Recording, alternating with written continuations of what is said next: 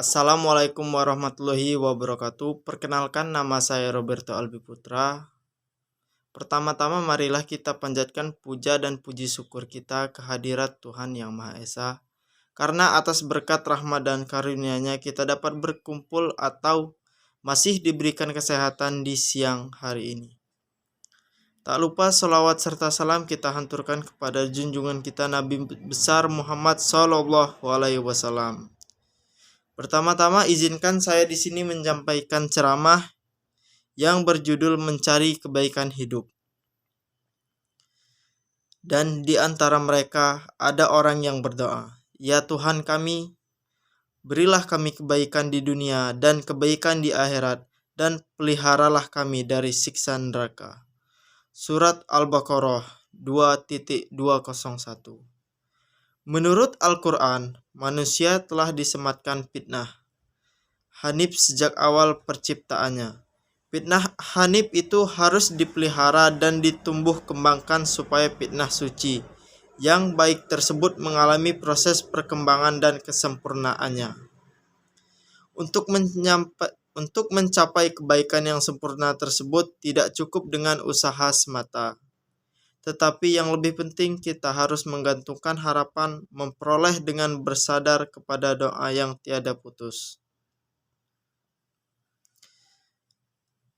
yang tiada putus-putusnya kehadirat Allah Subhanahu wa Ta'ala.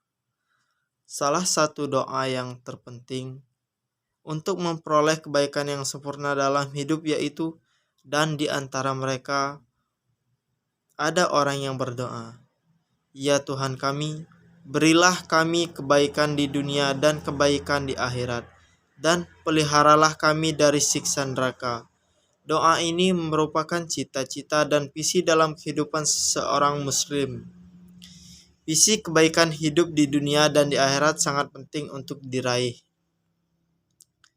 Banyak alat yang memerintahkan kita untuk berupaya memperoleh kebaikan itu, antara lain, dan carilah pada apa yang telah dianugerahkan Allah kepadamu, kebahagiaan negeri akhirat, dan janganlah kamu melupakan bahagiamu dari kenikmatan duniawi, dan berbuat baiklah kepada orang lain sebagaimana Allah telah berbuat baik kepadamu, dan janganlah kamu berbuat kerusakan di muka bumi. Sesungguhnya Allah tidak menyukai orang-orang yang berbuat kerusakan di muka bumi. Surat Al-Qasas ayat 28.277.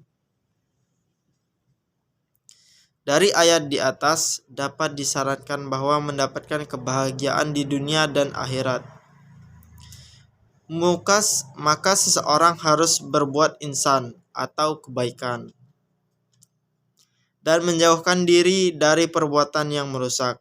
Perlu teman-teman ketahui, kita harus selalu berbuat baik, tidak merusak keadaan alam, dan harus saling tolong-menolong dimanapun dan kapanpun.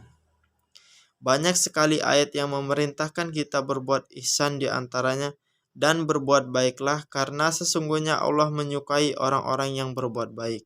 Surat Al-Baqarah ayat 2.195.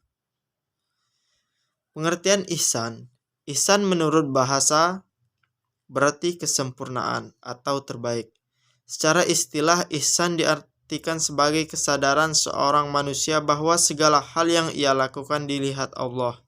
Artinya, ia meletakkan diri di bawah muraqabah atau pengawasan Allah, sehingga keyakinan ini seolah-olah kita selalu melihatnya.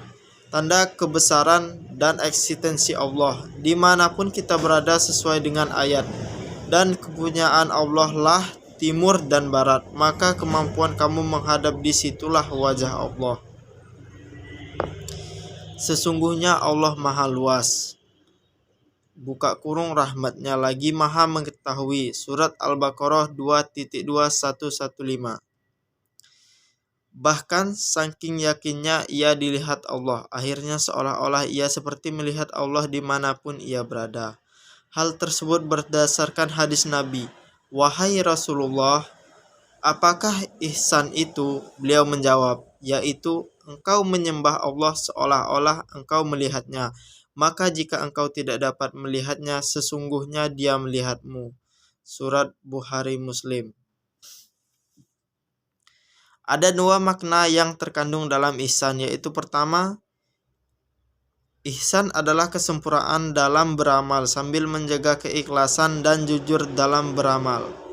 Kedua, ihsan adalah senantiasa memaksimalkan pelaksanaan amalan ibadah untuk mendekatkan diri kepada Allah Subhanahu wa taala. Orang ihsan yakin bahwa hidupnya tidak lepas dari pengawasan Allah. Karena seolah-olah ia melihat Allah, berarti apapun aktivitasnya ia menghadirkan Allah di dalamnya.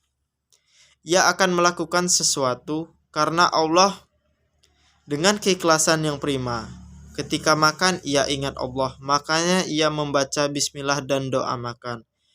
Ketika berkendara, ia sadar diawasi oleh Allah, maka ia membaca bismillah dan membaca doa ketika hendak berkendara. Konon lagi dalam ibadah sholat, maka pelaksanaannya akan sangat khusyuk. Khusyuk artinya tidak was-was dan membulatkan hati semata-mata untuk Allah, penuh kesadaran dan perhatian yang serius terhadap bacaan, gerakan, dan ingatan kepada Allah. Bagi para muhsinin, orang yang berbuat ihsan, Allah adalah segalanya. Allah tempat meminta, Allah tempat kita berlindung, Allah tempat kita mengadu tentang segala hajat yang diinginkan. Kemanapun ia pergi, ia melihat Allah di sana, bahkan di kamar mandi pun ia akan ingat Allah. Maka ia basmalah dan membaca doa masuk kamar mandi. Konon lagi aktivitas yang berkaitan dengan ekonomi, sosial, dan politik.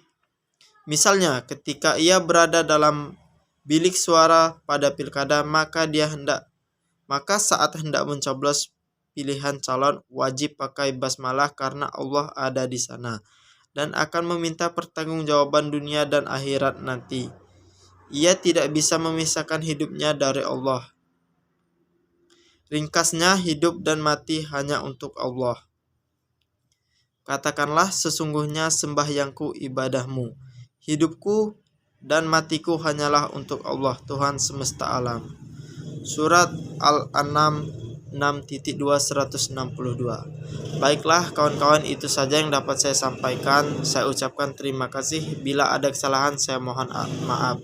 Wassalamualaikum warahmatullahi wabarakatuh.